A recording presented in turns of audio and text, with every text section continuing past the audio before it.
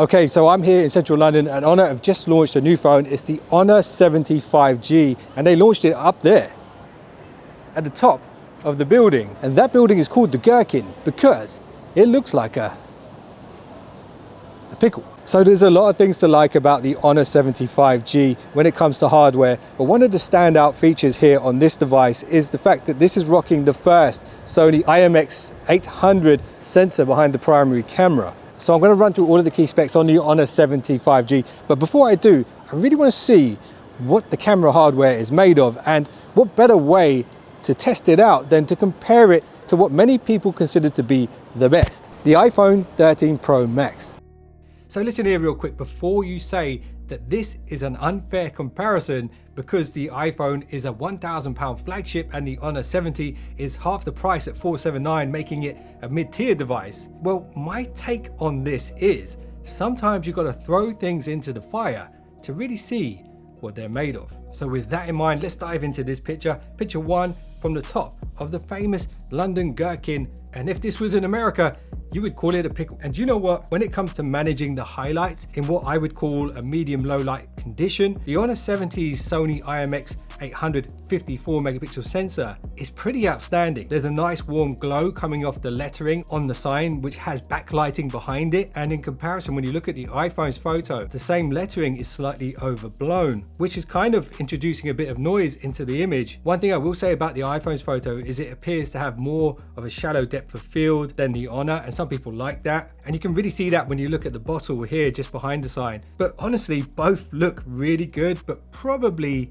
this is a win for the Honor. Now, picture two. So this is from the same spot with the ultra wide cameras, and the Honor 70 does have a 50 megapixel ultra wide, and both phones are actually doing a great job of carrying over the same colors. With some phones, when you switch the lenses, you see massive differences in the white balance and the saturation, but not here. And again, the Honor 70 handles the highlights really nicely, and actually when you look closely, the image has way less noise than the iPhones. And this could be due to AI noise reduction software, which sometimes works beautifully, but sometimes it can actually ruin a photo by making things look a bit too smooth. But let me know what you think. Do you think the Honor 70's ultra wide is better than the iPhone? Leave a comment. Okay, here's picture three. Those last two were shot from the top, and here's one from the ground up. And when I took these two photos, I looked carefully at the two phones side by side and compared the photos on the devices with what my eyes could see standing exactly there. And my initial thoughts were the iPhone seemed to be adding a little too much warmth to the highlights, and the Honor too much blue, and the sky, from what I could see, had a kind of magenta hue to it at that particular point in time. And this is a tough one to pick a winner, but if you had to pick the better pickle picture, which pickle would you pick? Okay, I've taken the pickle joke way too far now, forgive me. But I do stand behind that. It's a hard one to pick. So let me know what you think. Okay, here's the ultra wides again from that same spot.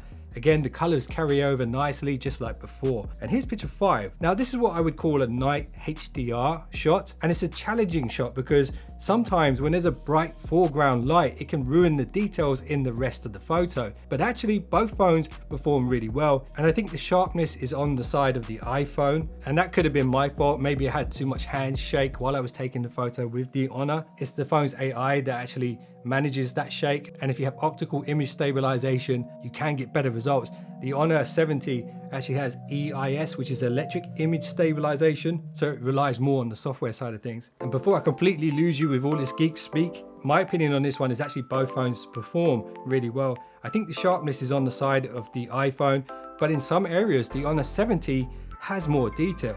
Okay, picture six. Remember how I talked about AI and how it can over smooth and make things look artificial sometimes? This is a good example of that. But you know what? I am impressed nonetheless, because this was a very dark scene, particularly in the foreground, and the amount of detail that both phones have delivered is impressive. And again, the Honor holds its own against the mighty iPhone, and I do believe the colors you see on the Honor photo are slightly more accurate than the iPhones, although the overall image is noisier in comparison. Picture seven, you see similar results in this one, but they're definitely more closely matched here, but the lighting conditions were slightly brighter. Okay, picture eight, and in this one, Honor is clearly the brighter image, but maybe at the cost of introducing more noise.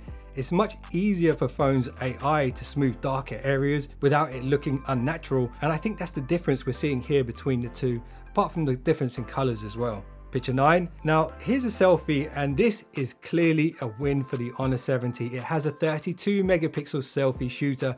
It's more detailed, it's more color accurate, and it's handling the red highlights much better. I look like I'm wearing red war paint in the iPhone photo. And honestly, this one was very surprising to me. I've always considered the iPhone 13 Pro Max's selfie camera to be a very good camera, but in lower light, it's a hands down win for the Honor. So well done, Honor. That's a solid selfie camera you got there. Okay, this is picture 10, and this is a super macro photo, and the super macro mode on the Honor 70 uses the ultra wide camera, and because of this it's able to deliver much higher quality macro shots than other phones that have dedicated 2 megapixel cameras. And while I still think the iPhone's macro is kind of god tier when it comes to macro cameras, the Honor 70 is not far behind it at all. With just a little bit of tweaking of the highlights, bringing them down just a bit, it would be very hard to tell these two apart. There is a slight difference in color balance as well though, but that's an artistic choice. And honestly, in my opinion, comparing the photo camera performance against the iPhone, it's an honorable performance from the Honor 70 right across the board. And just to wrap this up, let's run through some of the standout specs that you need to know about the Honor 70.